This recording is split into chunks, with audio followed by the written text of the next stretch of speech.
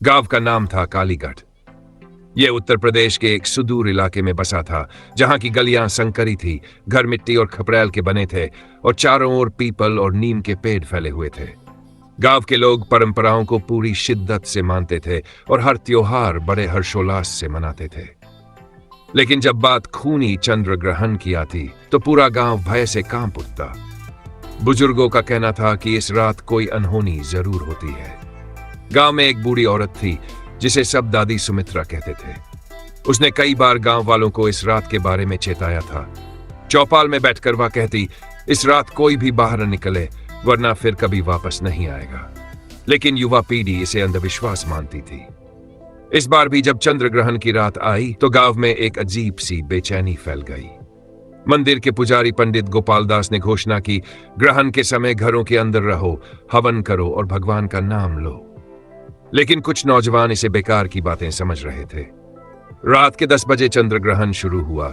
आसमान में लालिमा छा गई, पक्षी अजीब आवाजें निकालने लगे और कुत्ते एक साथ भौंकने लगे। इस माहौल ने गांव वालों के दिलों में डर बैठा दिया।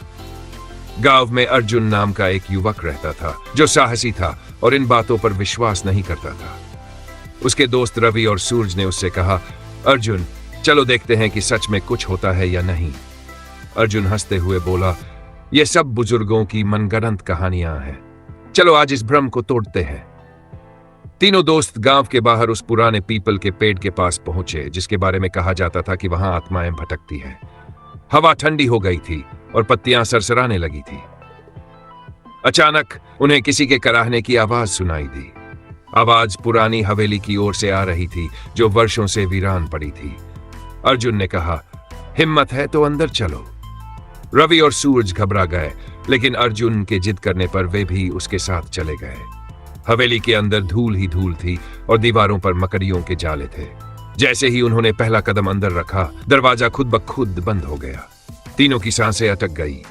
तभी सीढ़ियों से किसी के उतरने की आहट आई। कौन है? अर्जुन ने हिम्मत कर पूछा। कोई जवाब नहीं आया, लेकिन हवा में एक अजीब सी गंध फैल गई। अचानक एक काला साया उनके सामने प्रकट हुआ। उसकी लाल लाल आंखें थी और लंबे नाखून। रवि और सूरज डर के मारे जमीन पर गिर पड़े। अर्जुन ने हिम्मत जुटाकर कहा, तू कौन है? साया धीमी आवाज में बोला, मुझे इस गांव ने मार डाला था, मेरी आत्मा को मुक्ति चाहिए। अर्जुन ने चौंक कर पूछा, कौन था तू? उसने कहा, मैं राजन था, इसी गांव का। सालों पहले इस गांव वालों ने मुझे डायन का बेटा कहकर जिंदा जला दिया था। अर्जुन को याद आया कि उसकी दादी ने उसे यह कहानी सुनाई थी, लेकिन किसी ने इस पर विश्वास नहीं किया था। साया धीरे धीरे उनके करीब आने लगा। अर्जुन को महसूस हुआ कि अगर उन्होंने इस आत्मा को मुक्त नहीं किया तो गांव पर भारी संकट आ सकता है। अर्जुन ने हिम्मत जुटाकर पूछा, तुझे मुक्ति कैसे मिलेगी? राजन की आत्मा ने कहा, गांव के कुएं में मेरी हड्डियां पड़ी हैं।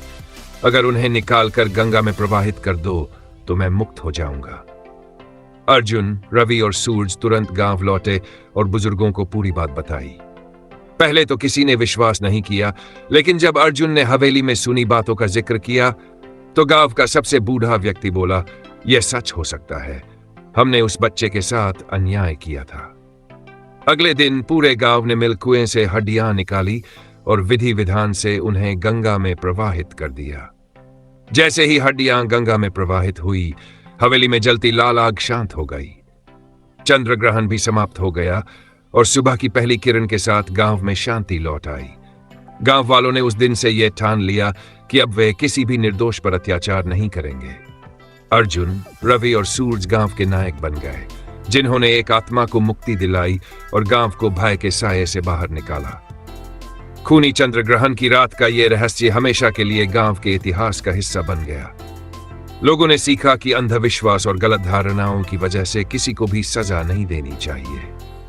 अर्जुन और उसके दोस्तों की बहादुरी ने गांव को अंधेरे से निकालकर रोशनी की ओर बढ़ाया।